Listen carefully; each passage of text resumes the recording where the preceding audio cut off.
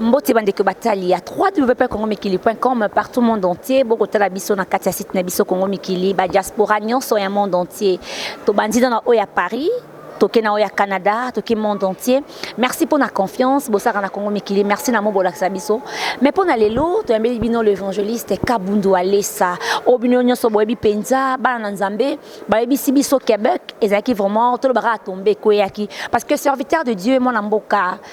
L'évangéliste Kabundu Alesa a sali mosala nkolo bana Canada ba sepeli mingi ba bengi biso mais c'est Yves Kabemba chaque jour monaki image ezoleka na kati ya Congo Mikili bon monaki mosala moi na Nzambe l'évangéliste Kabundu Alesa sala ki bino babi to sali penza to moni plus de 100 000 personnes wana to moni na batu bazo yakaka ba otamboli monde entier mais lelo penza na moi na Nzambe ba ebisi biso ete bana Paris ba lobi na biso ba lobi boni mosala na Nzambe akeka na Amérique bongo pa na biso en Europe akoyate yango lelo tozo sola penza na mosala na Nzambe papa na biso Kabundu Alesa ayebisa biso ma boni atamboli boni koni na kanakata Cameroun na kati ya Canada bale ko Paris bazolela ayebisi bango nini mbote mwana na Nzambe mbote Nzamba pambolo d'amour pour la opportunité ndenge Nzamba sali grâce que oya paye kozwa biso na émission na yo na sepeli na PCP Congo Mikili nyonso Yves Kabemba Nzamba pambola bino pe ba saka même batu ba zo soutenir ba sali Nzambe na musala na kati ya bilili pona ko sala information Nzamba pambola bino nyonso na ba journaliste nyonso Nzamba pambola yo na zane sengo makasi ndenge na kendeki na Montréal siko tozala kati ya kozala pe mingi te ndenge ozoloba mpona bandeko ya Paris na Europe donc tokozala wana kala mingi te tokosala tu nazopesa nyonso bandeko nyonso ya Paris ya Belgique ya Londres Allemagne tout le monde dans la carte ya Europe nazopesa ba mbote na mena lobike kala mingi te le 26 le 27 à Paris. Merci beaucoup, l'évangéliste Kabundu Alesa. Pas de habiter parce que l'Europe, les lots, est comme place mon copenza, ban Nzambe, bazara toujours n'a pas problème. Bas serviteur est belé, bazo les kakuna, bazo ça vraiment un peu, bazo ça un peu dessus. Mais na mission na sala kamingi, ceux qui le laxi mutu kamoko, que mutu na mbasu, mutu na problème boye. Ben contacter les pasteurs, l'évangéliste Kabundu Alesa. C'est craint. Est-ce que le lot bakobakeno ozo pratiquer Nzambe ya solo tous les lots comme on a c'est. On a question à Liboso. Mais pour na Paris, oyo ke na Paris siko ti le pesi ba date wana ba s'attendre na nini. Message nini so ko mela ba na Paris parce que ba na Canada na ba na Paris ba lobby ba mo le quoi nyonso tiki na Canada. Te Jésus-Christ asila te Bible lobayi a lobby il est le même aujourd'hui, hier, éternellement. Donc cela veut dire ndenga banda ko sala kala ndenga zo sala lelo ndenge pa ko sala lobby ozomona donc ndenge zawana Jésus a silité azana nous ndenge makambo sali na Canada makambo pe akobando sala pe na Paris ngana zo bisaka tout le monde ke ndenge na voyage aka nazaka na ba principe misatu principe à liboso bato bandi manzambe net Seigneur et Sauveur o ba yeba nzambe te ozomona na kati ya parole de Dieu na koteya na kanisi ta on a kendeki na Montréal bato belé bandima kinzambe na benga ki bato liboso belé bandimi nzambe principe ya mibale amen bato babika na ba problème bazana ngo parce que place nyonso Jésus abanda ki kokende bato babanda ko bika babanda ko mona loboko na ye ozomona parce que Jésus abanda ko loba l'esprit du Seigneur est sur moi. Il m'a oint pour donner une bonne nouvelle aux pauvres. Ba pauvre baza banani, baza neti mutoyo asa akufa, akoko zo bonne nouvelle te, asa espoir sous à vivre te. Donc ça na ba pauvre belé, ba tu belé o ba mimona ba kufa na kati ba difficulté pour na poto koneza suka. Parce que biso awa na kati Afrique, okoko bela, okoko zo problème. Aucun poto pour na ko se soigner. Bongo ba to poto so ga zu problème o kesu wapi. Kana lolat. Donc ceux qui wana moni ba mindele na poto ba yisaka mutuke okokufa na yo yetika na une semaine kala mingi tozo kufa yetika li 5 jours to ba yebike eza na bisika mususu okokende te okozonga Afrique te ni bazo bosana ke nzamba zali oyo azali terminus oyo sika mutu akozwa solution neti exemple moko nazo pesa yo na otoleka na Montréal na kuti papa moko na kati ya Ottawa, na église na ngamoko centre de réveil na Ottawa, aza pasteur adjoint kuna.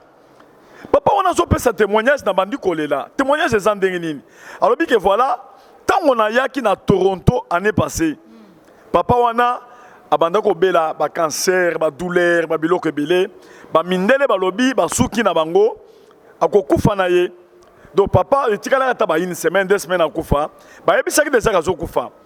Et puis yé moko tellement que ba douleur eleki, akena na ba tuana ba funérailles wana ba sala makambo ya pompe funèbre wana po ba bongisa ndenge nini bakokunda ye sans koyebisa mwasi na ye. Donc cela veut dire akoko misombela cercueil na ye, akoko milo bongisa déjà place bakokunda ye, abongisi makambo nyonso wana abongisi déjà ki azokufa. Po asuki na ye yebike espoir mususu ezate. Et comme ça, il y a bonne nouvelle, information. Il y a que voilà, Moussa Nzambe Kabundole Sazoya na Toronto. Balongo yena mwasi na ye, baye koya na Toronto. Tango baye na ba douleur wana, ngape na yebaki na ngate na zole kana kati ya sande na zobondela. Yepa simbinga, ngape na tourner na simbi akwei, na memieti liboso na fandisi liboso, na prophétiser ye. Wana ye muto ayebisinga tango na komi na Toronto. Azo pesa témoignage na kati église azo loba likombo wana ndenge zalaki na ndenge na simbiye na délivrer place wana au nom de Jésus-Christ muto abika ayoka malam maladie kenda abika na ye nda ye ko yebisa biso ke botala na bandu wana deuxième jour na kati ya Toronto image na ngezali nde na yeko bisabana na nga ba yeko fuye nde ba yeko zoba image wana bokolanda pe témoignage na ndenga pesi na Toronto et na Ottawa na ba image na yetango na kendeki na Toronto ozomona ke tango place mayela bato ezo suka nde ya Nzambe zo bandela. C'est un grand jour, c'est un grand honneur, une grande joie pour vous parler de ce homme de Dieu. J'ai cité le pasteur, évangéliste Claude Kabounio-Lessa.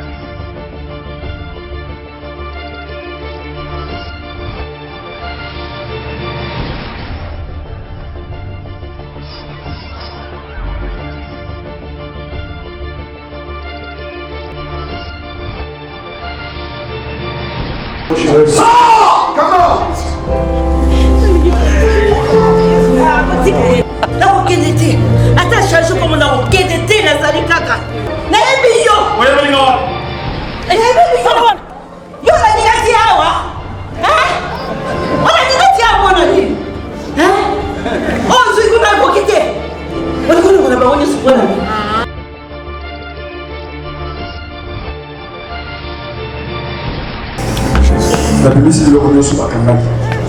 Dans d'autres questions, dans la question, la tient qui est. Au nom de Jésus.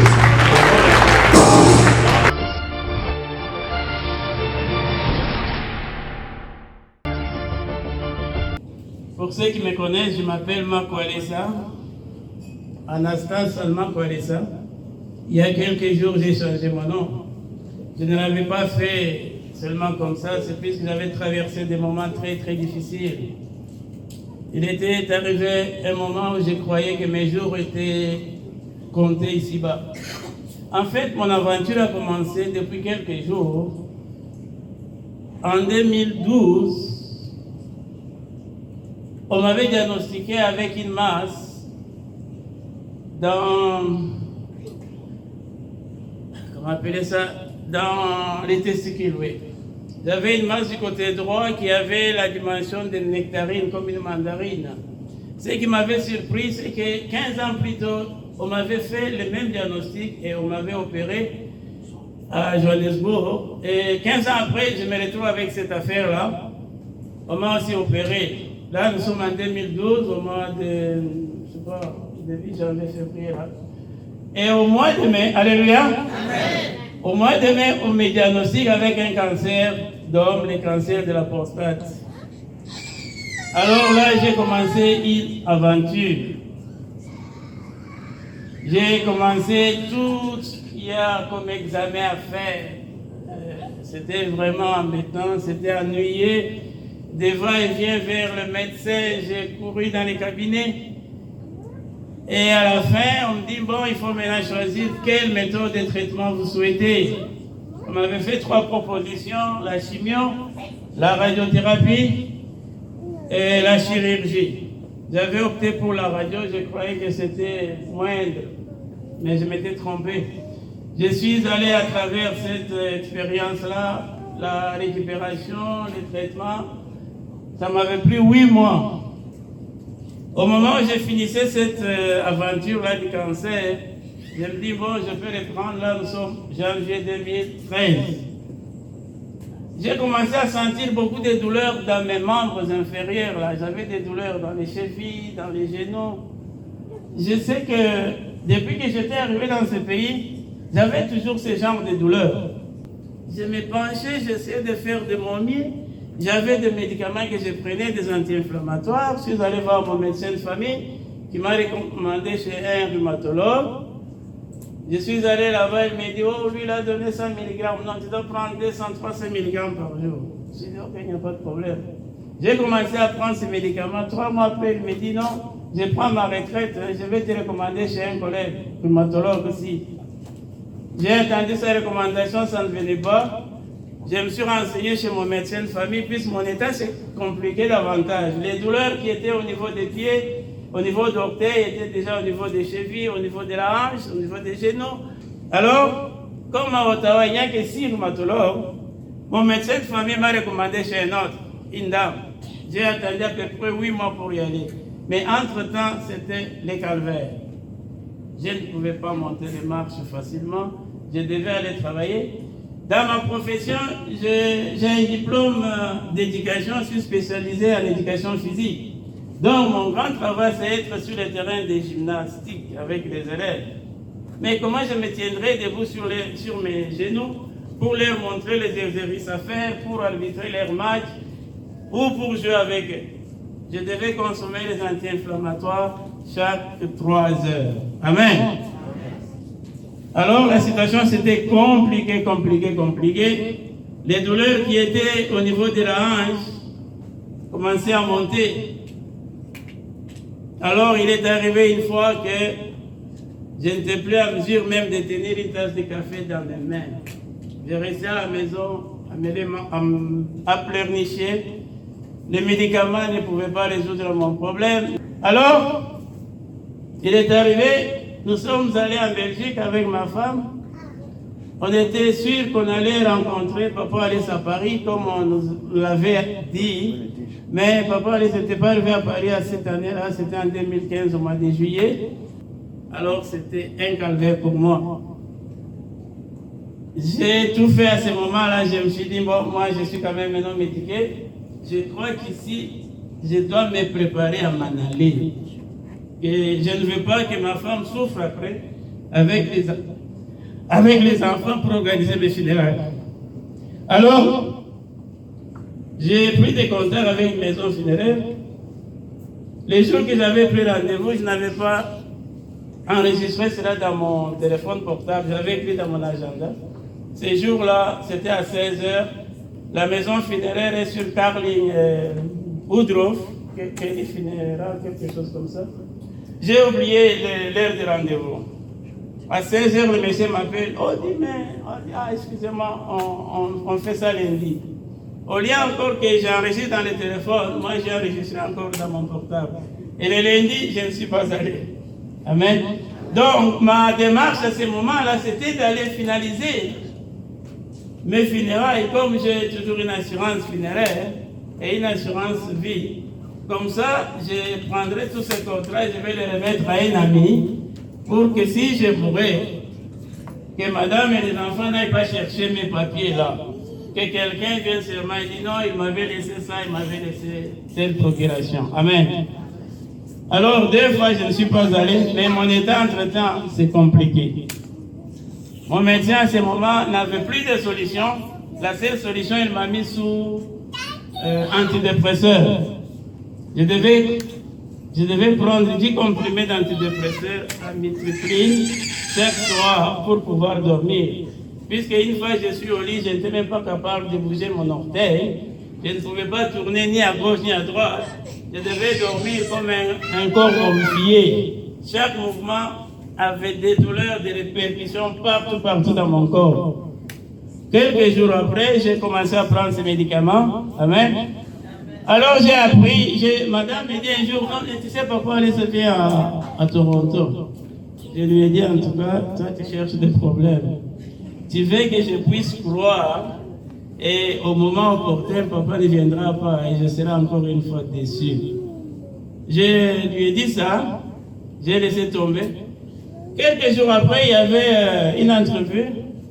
Papa allait se passer sur une chaîne de YouTube et il y avait la sœur Marcelie qui lui posait des questions. C'est là où il avait confirmé qu'il serait à Toronto. Alors nous nous sommes dit, Toronto serait notre terminal. Amen. Amen. Le 19 mai, c'était une convention de 4 jours. Le 19 mai, j'ai dit à mon épouse, à 6h30, moi je suis sur la route. Douleur ou pas douleur, on va y aller. Elle s'était arrangée pour partir avec une maman qui est aussi dans la salle avec une autre voiture. Et j'étais seul dans la voiture, j'ai avalé encore mes anti-inflammatoires là. Et je suis parti, on a roulé. On est arrivé à Toronto. Le premier jour de la convention, je suis allé dans la salle. Je ne vous ai pas dit, à ce moment, je marchais avec une canne. Et j'avais honte à l'utiliser. Je voyais tout le monde me regarder. Ma physiothérapeute m'avait dit de marcher par jour que pendant 20 minutes. Imaginez-vous, quelqu'un comme moi, par jour, si je dois faire que 20 minutes sur mes deux genoux. Donc, en d'autres termes, j'étais mort. Alors, nous sommes arrivés à Toronto. Le premier jour, c'était la première fois, je n'avais jamais l'occasion de voir papa Alès physiquement, ni maman Angèle. Je suis resté dans la salle sur les enseignements. Il fallait vraiment que je puisse établir un contact. Au deuxième jour, je me suis dit, aujourd'hui, c'est le jour J. Je me suis dit, aujourd'hui, c'est le jour J. J'ai même envoyé un message à ma belle-sœur Nathalie qui est à Kinshasa pour lui demander comment on procède au centre. Elle m'a expliqué au téléphone. Je lui ai dit, oui, c'est soir, ou c'est mon soir, ou je suis perdu. Alors, nous nous retrouvons à Toronto le 20 mai. Le service a commencé. J'étais assis quelque part là, mais j'avais fait un arrangement pour être sur la ligne médiane là.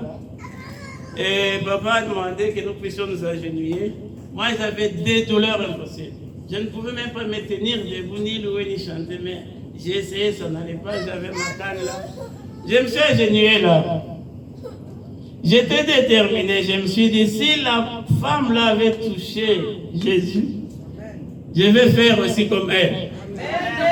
Et je vais vous signaler, bien aimé, il nous était difficile même de faire le voyage sur Kinshasa.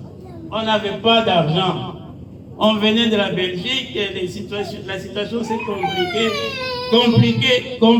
Et la seule chose que je voyais, c'était ma faim. Alors je me suis dit, nous sommes au terminal. On était agenouillés, moi j'étais agenouillé dans les couloirs comme celui-ci, en train de prier. J'ai entendu quelqu'un qui parlait presque devant moi, en face de moi. J'ai ouvert mes yeux, j'ai vu c'était Papa Alès. Je me suis dit, ah, il est ici? Non. Je n'ai pas réfléchi des fois, j'ai pris ma main gauche. Je suis allé tout droit, je l'ai touché dans le flanc droit. Amen.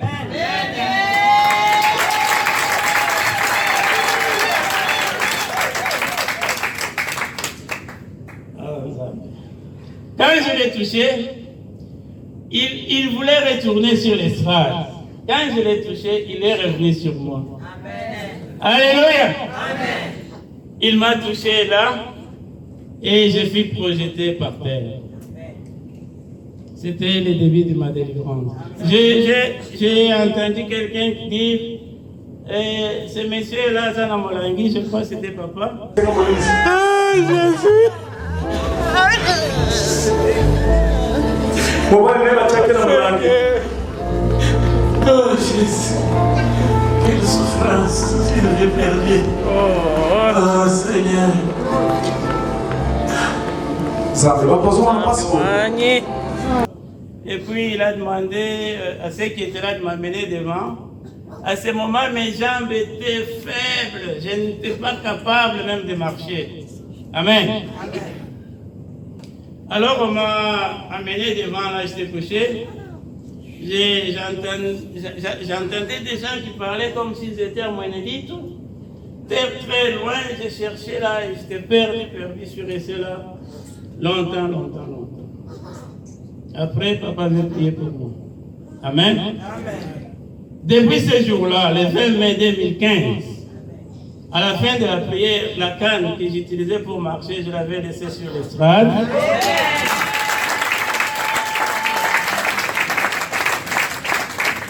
Depuis ce jour-là, j'avais arrêté à prendre les anti-inflammatoires. J'avais arrêté de prendre les antidépresseurs. J'avalais par jour au moins 25 comprimés. Par jour, en totalité, j'en avalais 25. Et j'avais arrêté toutes ces choses. Bien aimé, ces jours-là, c'était un jour que je ne peux pas oublier. Après, ça n'a pas si casse. La tchèque est dans mon ami. À cause de côté le matin. À cause de côté le matin, ça n'a pas de tel c'est un colo. Ça pas. Le colo, ça va pas. Tel c'est le colo. Si tu as ta langue, l'inette, il y a beaucoup de l'inette. Aïe. On a Simana na boko. La Bible dit le connaît sur la canal. Dans toute mission dans la escalade qui est. Au nom de Jésus.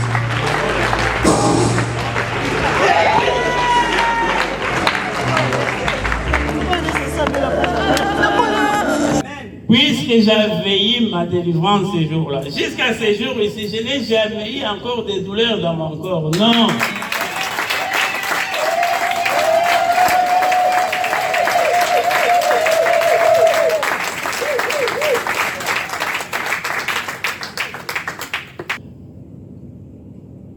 J'avais pris une décision.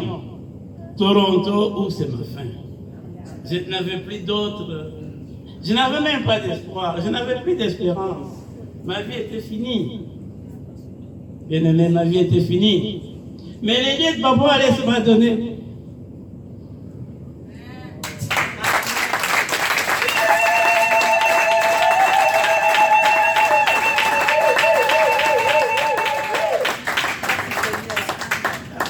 Il m'a donné de l'espoir, il m'a donné de l'espérance. Amen. C'est ainsi que merci maman. Quand nous sommes rentrés ici à Ottawa, je me suis engagé à travailler dans ce ministère. Amen. Pour terminer, quand je regarde des vidéos sur Kinshasa, je vois beaucoup de gens sur la route qui vont au centre. Je vois beaucoup de gens sur la route, l'église est remplie. Mais je me suis posé la question, qu'est-ce que papa Wallace vient chercher ici? Qu'est-ce que maman Angèle vient chercher ici à Ottawa? Nous ne sommes pas même pas 1000, même pas 2000. Par rapport à tout ce monde qui est au pays là. Bien aimé, c'est pour dire ceci. Papa a une famille au pays, mais il se donne la peine d'aller très loin. Pour que ceux qui étaient possédés comme moi trouvent la guérison.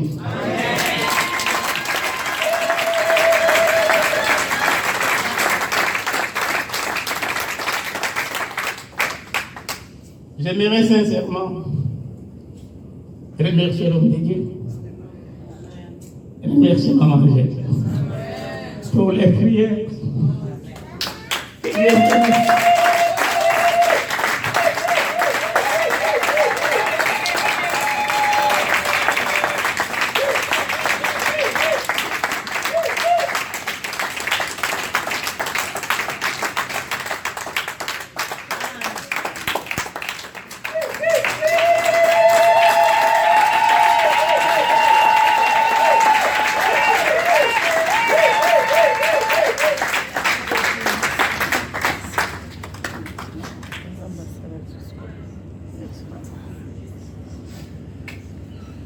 Osomona yango nde nazolinga na yebisa bana nyonso oyo ya Paris que voilà kabundole sanzamba c'est les grâce il y a délivrance va toujours sur basala kango okoma na moto asambeli bato koya mais balamuki kana milimo wana peut-être ba koyi na bango mais ba problème est aussi là mais nzamba sali wale sa grâce moko il y a délivrance plus solution. Donc moto azui délivrance azui na solution. Osomona papa wana azui délivrance azui na solution donc malade sili problème sili. Yango tozomona ke obondeli pona bato bazobela bayoki malam obondeli pona bato bazaki na liwa bayoki malam donc délivrance plus solution.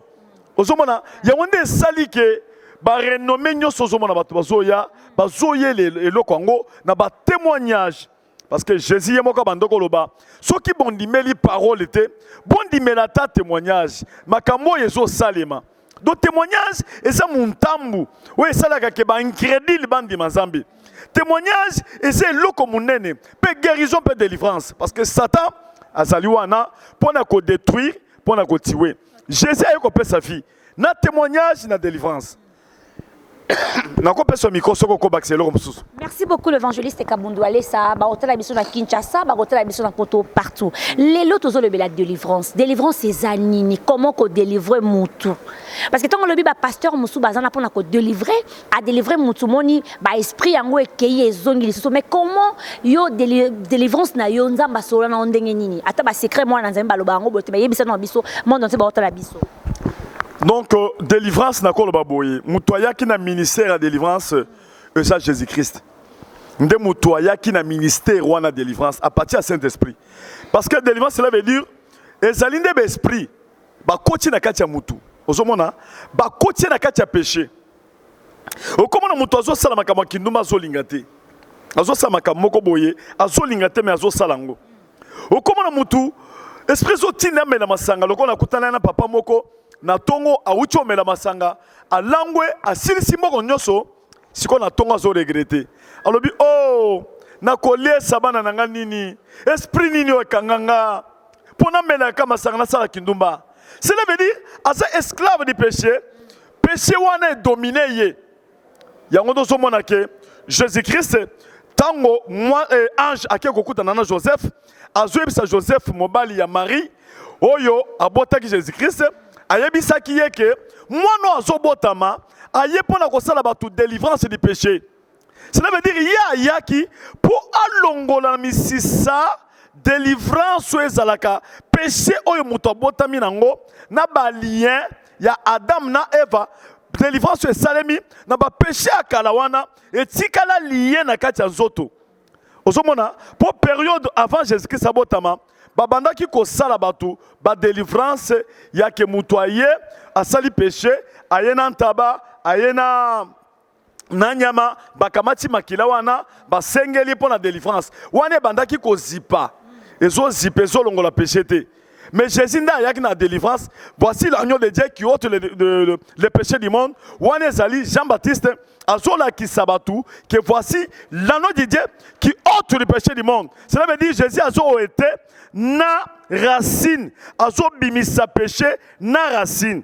On est sa délivrance du péché et sa délivrance a monene l'équipe a délivrance nyos. Délivrance du péché pona kolongola péché yango ndo somona ke okomona mutu azala ki colérique mais tant on dimeli Jésus-Christ a commis humble. Mutu asaki moyibi andimeli Jésus-Christ a commis normal. On est sa délivrance à liboso oyo Saint-Esprit a salaka na nzoto mutu. Amen.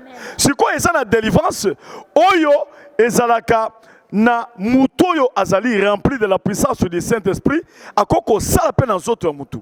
Amen. Ya kolongola ba milimo mabe. Donc nazo yebiso ke soki église ba sambelaka et que puissance ya Saint-Esprit ezate batu bakozala délivrer te batu bakozala na kati esclavagisme satanique pauvreté basa wana ba démon bazo tungisa ata soko ke kosala ndaku na ngombo sambelaka yeba ke ba démon bakolongwa te po babanga ka prière te bamdeko babanga ka prière ou ezali associé na puissance ya Saint-Esprit. Yami balé ba démon babanga ka parole de Dieu pambate brit.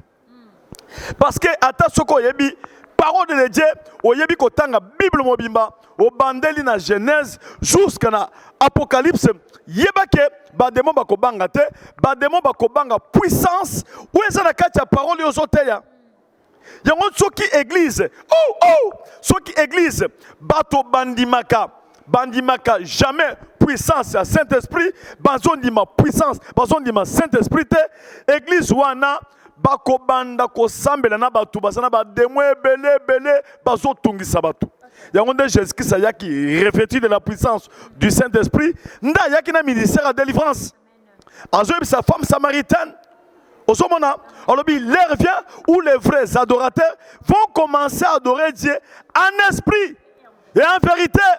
On est à prière, oh Jésus a yenango, il y a prière en esprit. Il y a un moment que bateau va revêtir de la puissance du Saint-Esprit, bako ko la délivrance pendant que bimisa bato milimo. Amen. Ko bimisa ba maladie incurable, biloko sata sotia, bako kipe ko bongisa biloko yo, démon baby sina zoto batu. Délivrance c'est ça mandingwana. Mais il faut yo mutozo ça la délivrance. On ça l'appelle la grâce wana. Amen. On ça l'appelle la kati ya kobombaka esprit wana. Et comme démonstration à pambate. Et comme spectacle te. Et comme eloko moko neti yaba katier bato koyi bala mukite. Milimo mabe zo bima, c'est normal. Okobonde le pona mutuka bona bonde le pona yo po bandiko bimisa milimo mabe. Et c'est faisable koko salango. Mais comme il y a job, comme il y a spectacle, et ça les locaux moko yake obimisango na solution. Wane zo senga obomba sikoyo via sanctification, principe ya Nzambe, obombi esprit ya Nzambe, ozo sala musala Nzambe ndenge Jésus asalaki, sans ko senga batumbongo. Amen. Sans ko sala loko mususu. Ça comme sango commerce au comment on appelle le boko nzambe ko salema donc normal pour nous que wane ezali nzambe yemoko azosa musala nzamba pambola. OK, merci vraiment batu ba télévision na Kinshasa partout monde entier tous dans l'évangéliste Kabundu Alessa biso pete ko appelle pambola biso lelo vraiment a on a kati église mais papa tozonga kaka po batu à Paris pe hein bakolanda biso lisusu bato Kinshasa pe baza pe na Kinshasa open nzamba pambola ga pe alobi te ngai pe likambo oyo eleki na Toronto kuna na Canada ngape fona kende vraiment koyo kapenza to rappel bango sous date yango eza sous date ni po ba yeba sous bien o azara kuna penza le msusu na CC kuna na Paris akimara déjà pour na date à Paris mais bakoma na se wana bakopesa précision ya ba endroit mais nabi keza na Doc Pullman et ça le 26 le 27 août on a la carte à Paris et ça pendant la 14 jusqu'à 22h voilà donc précision mon kena kopé ça mais pas pression mine ne ba koko tiango na sewana bo so tanga boko mona ba précision mingi ndenge zali.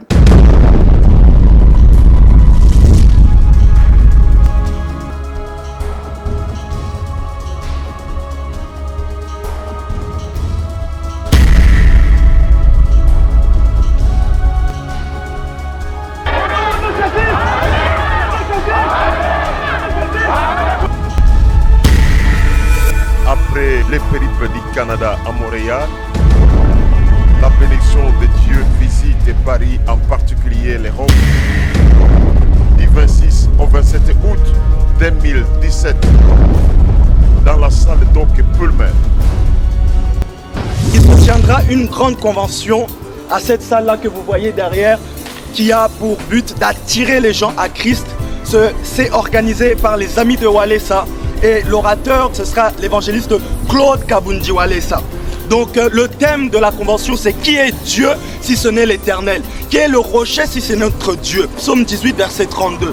Bana kisha sanga zopesa binoka mbote o bazolandanga Kabundi Walesa yewana donc Kabundi mususu Walesa mususu spécial azati yewana ka tricot na ye azawana donc donc azawana pona bino boya tozo bondela pona bino tozo ya mabatu mardi bana nanga bazali wana délivrance tozo salema jeudi et na samedi wana ça pendant premier mais autres délivrance et puis tout le monde na kati mboka mokili mobimba na Europe mobimba boya tout ça wana condition ezate bazo senga mutumbongo te boza na kati ya Europe mobimba ça kotanga ba kombo par les amis de Walesa tout partout dans l'Europe boya wana batu nyonso baza na kati ya Paris Belgique partout na Londres na Allemagne na Italie Norvège, côté Irlande, tout le monde, bato Suède, bato papa obosa biso, bato belé balobi otangi bisote.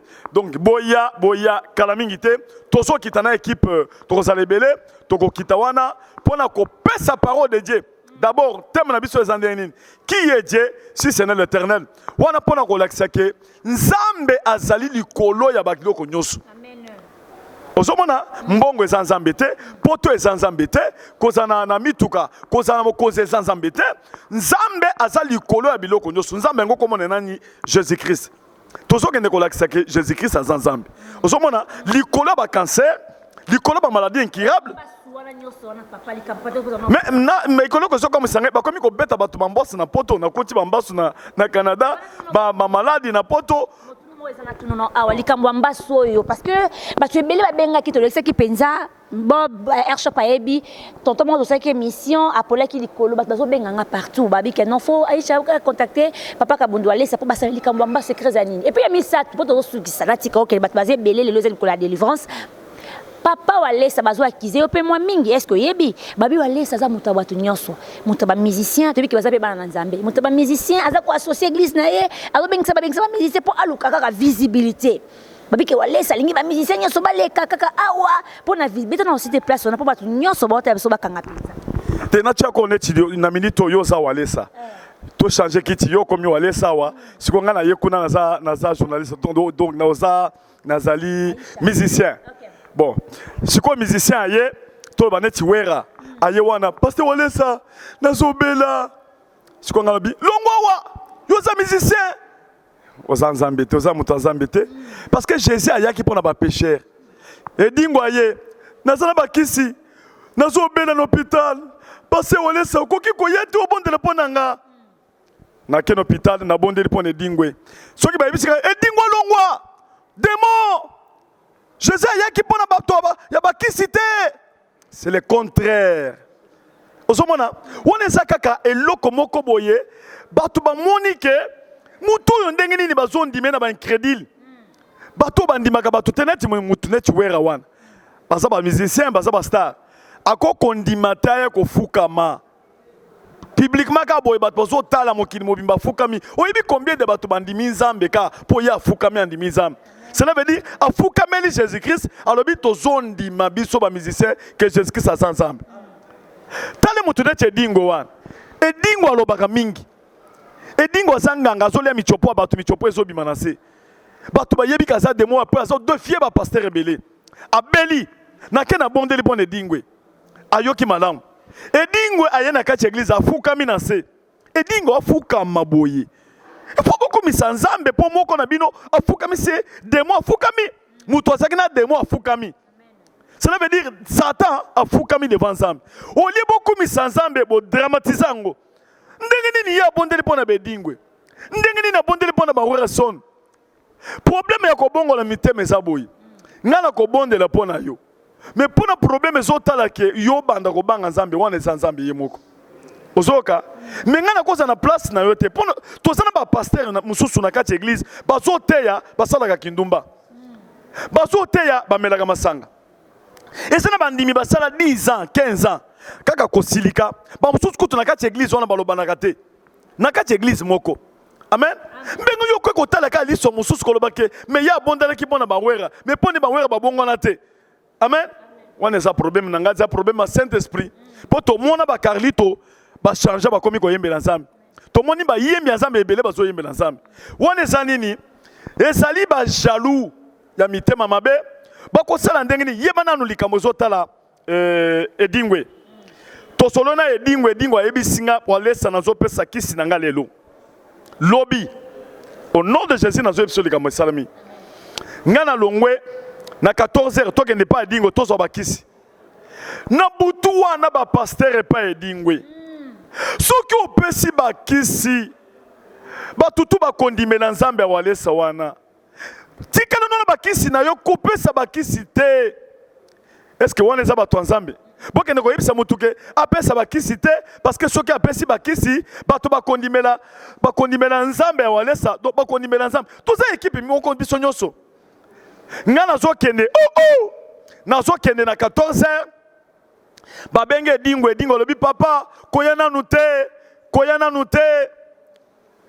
nute papa tika koya lobi pona nini pakoya wana bato akatia bisinga papa tozomona ba pasteur awo tozomona batu na bato asalisaka bakisi na bato mso ndenge na ndenge edingo yemoko zo bisinga papa bazo tungisanga ya moyete abimisa kisi te ngana bando kende ndako na cameraman tozo bakisi tozaka na maître Alain mwana nanga mususu maître Alain aza maître avocat poto kende zo bakisi bango bazo ibisa kendo funda walesa ndenge nini abondeli pona yo atie biloko na télévision oke dingo yemoko na lobi na télévision ba filmer ye alobi passer olesa yaka na zo benga yo obondela pona nga osomona nga na ke selon appel na ye bala kisinga na kati hôpital c'est walesa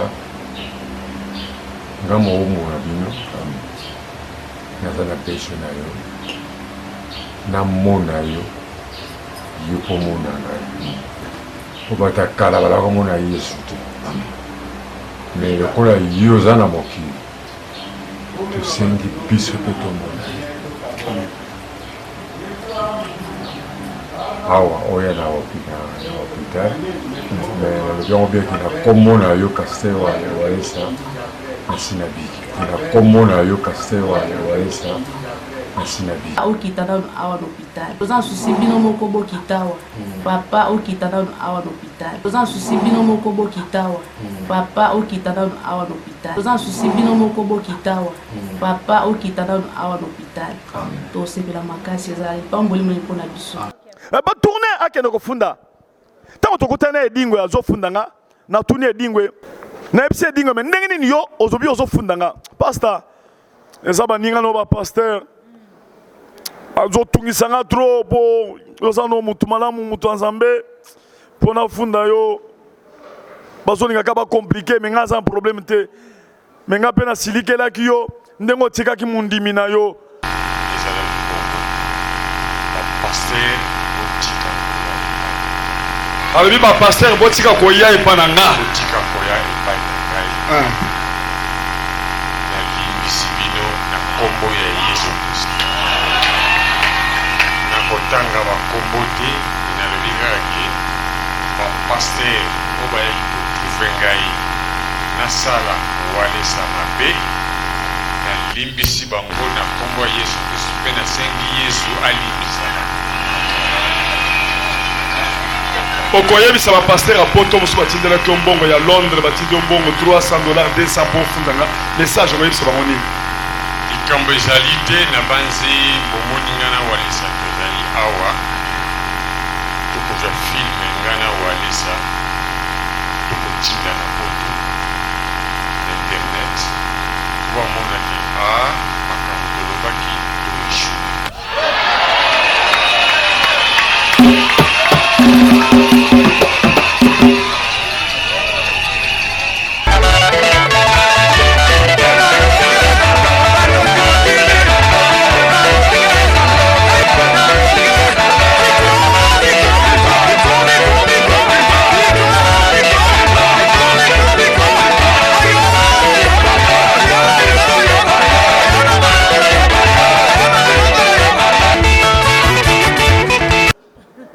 mundimi na yo otikinga na hôpital olobaki okoya ofutela nga ata hôpital nazoyebisa yo ke nga nayebisi edingwe na présence ya magistrat wana aza wana naza mpe na mokanda oyo edingwe asalaki nayebisi edingwe oza mwana na nga kolanda makambo bato ozosala te eza fi na yo edingwe alobi pastor mais satan azo regrette mingi mpo nazolinga nakite ye nayebi te okokite satan okozwa vie éternelle okozala na nga tokobanda otambola no partout kopesa évangile pastor bongo ofutelaki nga mbongo te ya hôpital nabimisa $3000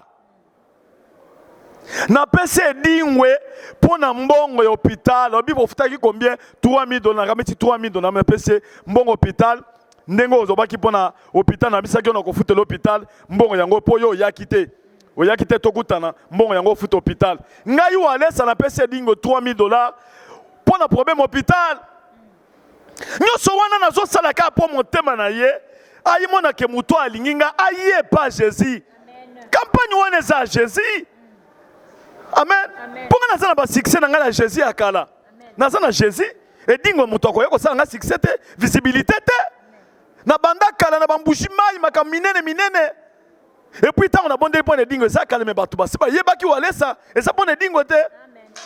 Amen ozoka. On a pas éclaircir. Connaît biso que voilà kabundu wale ça batu ne bazoya batu banzamba zo tinda batu bokende. Et dingo tia yeko se repentir. Aïe, aïe, ba pasteur. Alors bien clairement devant l'église. Ba tout balanda qui est ba pasteur. Osomona. Donc il va tourner les kamouana et comme il y a des mots. Ndenge ni kabundi wale ça, ayambi wera son ndoki démon. Mais Jésus a yaki pona ba pécheur, nga les évangélistes. Nga ndengo osomona nga boye, place ba melaka diamba wana, nde place nanga. Na ko kende kuna na bato bazo mela diamba, na fandi pe na kati na bango. Na milinga zokota nga na zo évangéliser bango. Amen. Ndi musala Jésus. Jésus a koti na ndako azache.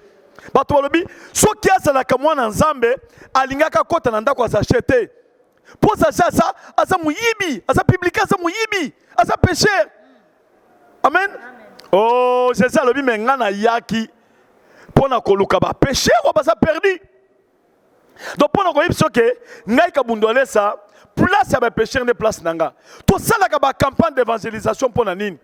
On dépenser $50,000, $70,000, $100,000 pour gagner mutumoko pécheur.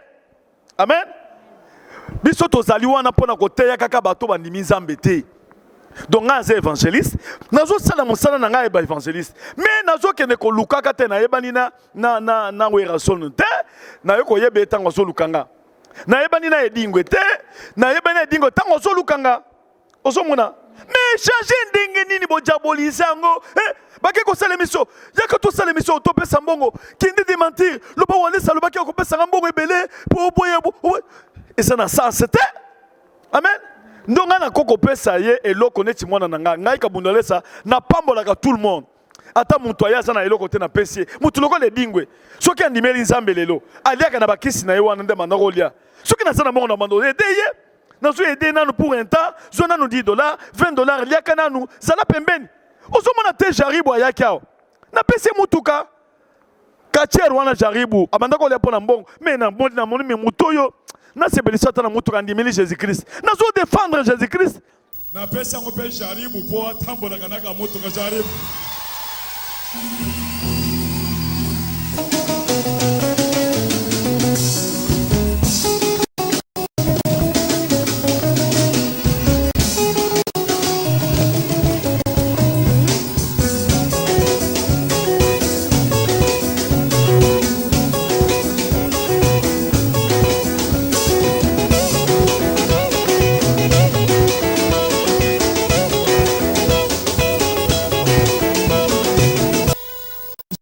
Sala kisiti asimana nucléaire mutukata sikoya epaje zazo vingo na misu asibikle mitu kan vu.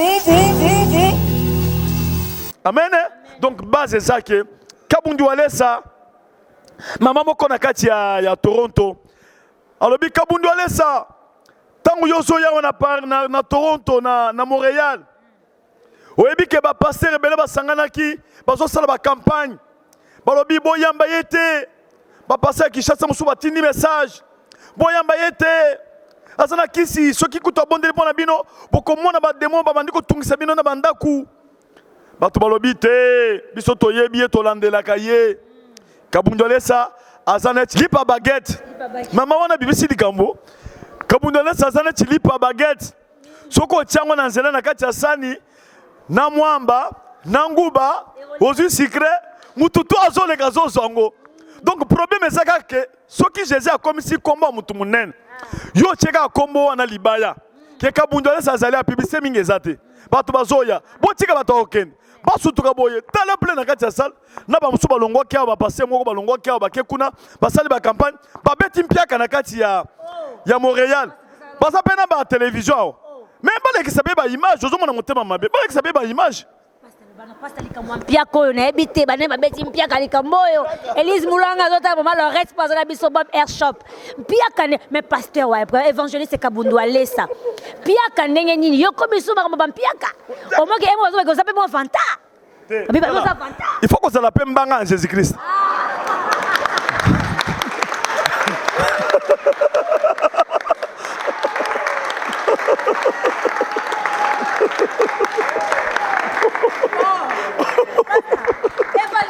Mbanga Jésus-Christ. Bon évangéliste azanani. Asa muntu mbanga ti. Mbanga na Jésus-Christ. Jésus-Christ. Donc Bampierre ke beta maikuna. Bampierre cela veut dire quoi? Mako évangéliste biso toza bata Kongo mikili. Tango yozo kota na kati basali nga ba alo. Na pamboli ba diaspora nyoso po bandima quand même musala na sala kanza pambola bango. Ba bisinga isha kende kozwa na kin kuna po makambo asali awa na Toronto. Biso Kongo na Montréal.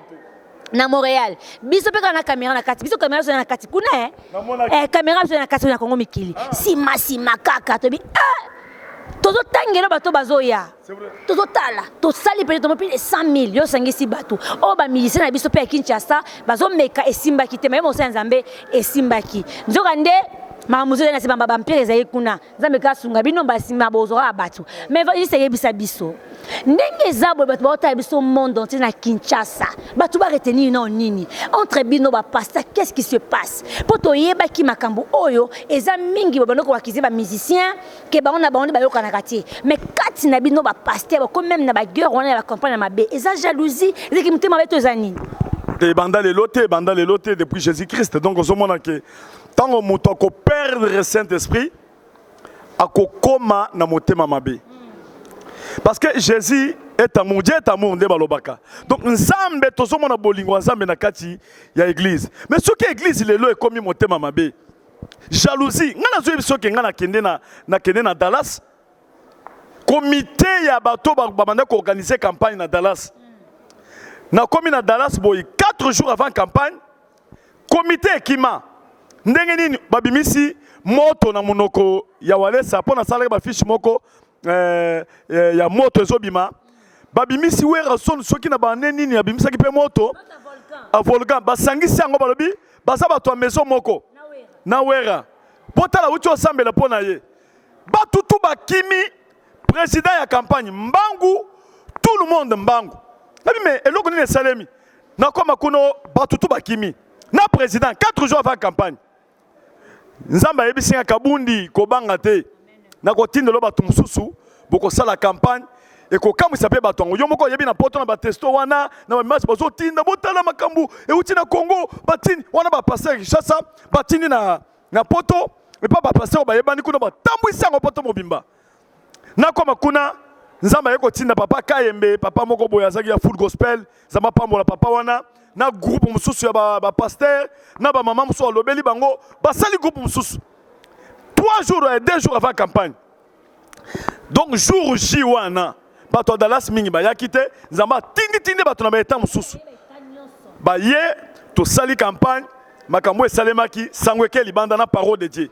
Oyebi Jésus ba yaki ba kangaye ba ye ba pese kaka 2 minutes ya pamba na bato batinda ki bakendo kangaye balobi ba kokuteka solo bobi to pese 2 minutes bon to kangaye tongo ka Jésus alobi bato wana bazongi balobi nanu te to mona muto solo balokola muto oyo bato bakolo bana musika mais ceux qui va vivre quand la télévision l'écran atalika wa laisse balobi ça c'est un homme de Dieu ceux qui a saka na Saint-Esprit balobi muto za muto nzambi omoni bato ba yaki bakena sango libanda balobi nan to mona te muto ndengo na boya deuxième jour troisième jour quatrième jour débordement salle bato babika tozonga na victoire mwisa zaza onyo so basala kiwa bakima donc pendant ko yebso que voilà ce qui est leki lo bakape ata pola banda ko défendre pe ministère na ye ozomona ndenge na zabo ya ta na lala bomona neti mutu alala te Jésus alala te Jésus azaka ko lala te azaki misonga donc pendant ko yebso que ce qui mutu azoke ne pendant ko bebisaka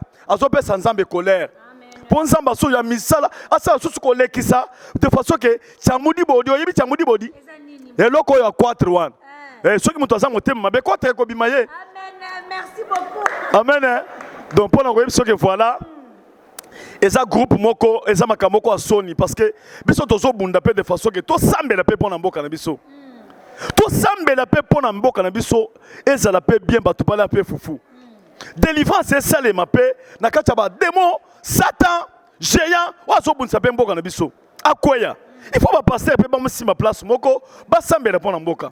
Mais ce qui boza unité. Bon moni peut que muto azana grâce en Zambé. Bo sangana te bo sambe na te.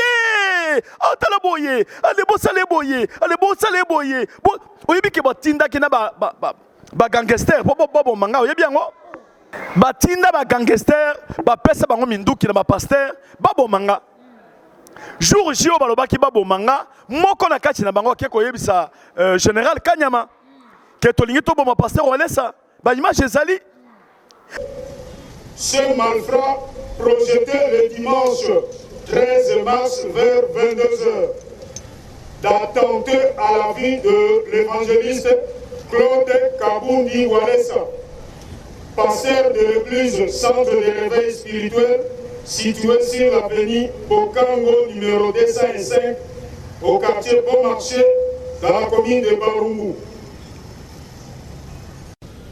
C'est-à-dire sous lieutenant Goy, sergent-major Timbalanga et le sergent Tinkama sont des repris de justice qui se sont connus à la prison de Makala, entre autres centre pénitentiaire de rééducation de Kinshasa. Yokona na niveau wana ya koboma. Pone ni na zote sango malamu bato bazokende kuna ebele osoka esali ke erate nango bakanga bato ngo balakisa bango na télévision. Bon mona bango na télévision. Makamwana zo sala matina poto. Donc tozoyeba te ba africain, ba congolais, et c'est esprit nini. Na poto komona muto fongoli maison na ye. Soki bazoye ko sombe biloko na bande kone mususu, bako soka banyongo, bako futa te. Soki asala tangence na yemoko boye, bako ya bazu biloko, bazo critiquer ye. Mais soki baké pas chinois, il faut rien muto mususu, bako pesa ba pesi mbongo, ba critiquer, ba trahison. Ozomona, to sto bondeli pona garçon moko awa. Bazongisi na poto ayaki awa. Aye kotala abala mwasi kaka bato ya fandanga na bango puna na poto bakei na immigration kuna bake koloba ke garçon na lobaki ke aza réfugié botala ye photo na ye na poto na Congo botala place boye eza na gare centrale wana baninga na ye bake funda ye pona kozwa nini tango garçon na zongi na poto bakangi ye balobi tala yo photo na yo na gare centrale. Tala photo na tozwaki. Basongo wapi baninga na bake kofunda. Ba refula garçon wana zongawa. Osoka motema mabe wana. Motema mabe écoute tina kati église. Tina kati ba famille. Grande sœur à Bali, petite sœur à zo sepelate. Azo ki zuwa pona motema, pona mobali. Tina kati ba pasteur. Okomona pasteur omoni ata ndenge na sana bana boy, mwana zo sala ba miracle. Obandi ko yokele motema mabe. Mwana yo bondeli pona ye. Donc il y a des démons à côté de la église et ça dit manque ya Saint-Esprit. Il y a un centre de réveil spirituel, tout zongi sa Saint-Esprit, bolingo et zonga na église. Amen. Donc ndengeni yo kolobake, ozo sepelo ozo loba koloma makame bele mais yo changer na nté. Donc base ezali, to linga na biso na biso. Milimo mabe wane longwa. Trahison, motema mabe. À partir à Awa, si partout dans le monde, tout le monde est serviteur de Dieu. Donc ceux qui m'ont dit que dans mon thème mabe, kolobaka, azo que nous la campagne na ye, aye liboso, ayokana ba pasteur ata 100, pour kendete, mutuwana boye, mais ya sali azangi. Amen. Ya bandoko linga, ngana sala esimbate. Mais nga esimbi. Ngana koyebse me yo muto bando sa campagne. Ya kapena ba image na yo, o tiape batu ba mona ke yo muto bando ko finga batu. Yo muto ko zwa ka tana kati ya télévision ka ko finga ka ba mususu usasuna parole ya côté été ka koloba ka ba mususu tala mususu boy et tala mususu boy poni nika munjale sa pesa ka batumbongo wana mbongo nini wana e boy na boy wana c'est esprit ensemble te ya pe batu usapena quelque chose au pesi oui bika na église primitive tango église ebandaki ba bandako oyena ba biloko oyena eloko pesi oyo oyena mbongo pesi oyo oyena eloko pesi oyo omoni Église, ezali na pasteur il faut pambola pe batu. Bandimi pe bazo pambola. On est d'église. Église eza égoïsme te mutu na kwena na to ba dollar na impossible. Au moins partenaire abanda ko soutenir yo akwei, o salisi pe na mbongo. Amen. Donc évangile toye nango, eza évangile, il y a puissance, évangile paix à compassion. Donc dans ça minga koloba te pona koloba ke voilà, toza kunate, toza kontraka ta compétition te, mais na lingina lobaka ke batonso ba kolobisa kama mama, oyebi kama mama. Kama mama ezali muto alobaka te. On a chiluba. Kama mama baba. Baba, ne baba koloba. Oh baba, toki baba moni makambo eleki trop. Abandolo ba pe, hango hango. Amen. Donc, baba, il faut le papier. Ok, merci beaucoup, Bananzam Bapambolami. Bokolo bisaka mama. En tout cas, botika makambo ba côté ya bisoli kama moté mama beba nazi bazoko loba. Bebe za richesse bakongo. Bokolo bisaka mama papa kabundu alesa. Po bato bakolinga baka mama ba loba bakoloba penze Elise Mulanga. Botika makambo oko sekeza bolingotie to fungola moté mato. Bato po ba bikate. Oso zangi sabatu po ba bikate tala na makambo ndingwana. Donc oyebi ke soki Jésus a ça lobi ke mutu tela bika. Attendez na soki na Paris. Asa yebi déjà ba kombo bato bakobika. Amen. Ato soko tie barrière ndenge ya koya kaka. Ponza mbasa nimika bika. Et puis nga soki na soki na Paris ça pas na kobika saka mutu moko. Ka mutu moko pamba ye abiki na yesili. Amen. Ou bien ndimi na nzambe ka esili nga na zongi. Amen. Donc toza wana pona makamwa polémique té. Toza kuna té. Tolobika toza ka mama tellement que trop c'est trop nde tolobi. Mais bolimi service so tolobi mabe, bolimi service wa pasteur. OK, merci beaucoup to sisi na biso. Rendez-vous kana Paris hein. Babi wena pa na Nzambe belé. Bando ba sepeki na Toronto. Ba sepeki na Montréal kuna. Bo kita mais c'est Yves Kabemba somba billet kitana nous pe kuna. Tobi ki équipe ezape na Paris, to ko kote sous caméra. Baka mama na biso pe ba kozala kuna. Ba kozala kuna bazolo baté mais bazo saka bosala Nzambe. Ah merci vraiment. Bonsoir à tout le monde, bonsoir à tous ces gens baza branchés ce côté sur Canal Congo. Charisme toujours. Charisme. Charisme toujours. Bana Paris charisme. Bana Europe charisme. Bana Afrique mobimba charisme. Canada, États-Unis charisme. Australie charisme. Centre de réveil charisme. Congo Mikili charisme. Congo Mikili charisme. Charisme. Ba biso a charisme toujours. Tozana biso baka mama. Mais beleka ya charisme. Mais bon lukate ka mama loba. Juka mama lobaka. Ezakane mabe. Mais bon de moto photo loba. Papa na to tele mapenza. En tout cas to sisi masona biso kola pambolo mingi. Ngapi na ngina okebote. Faut changa pelo boko. La sepeli bola ti bien. Merci papa. Bola ti kalundu. Charisme toujours. Ça va pambola yo, apambola pe papa na bino Yves Kabemba, apambola Congo Mikili. Po ba saba to Nzambe. OK. Zama sunga bino boke mokisi mosika. Amen. Amen. Amen. Tozo photo. Tu vois?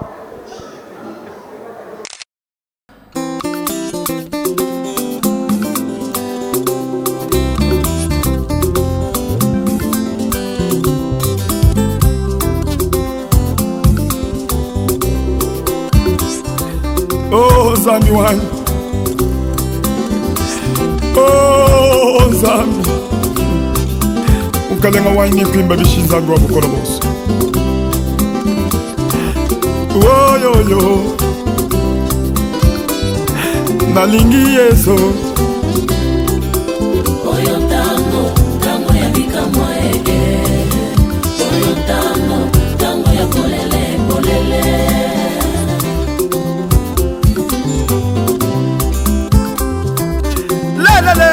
Le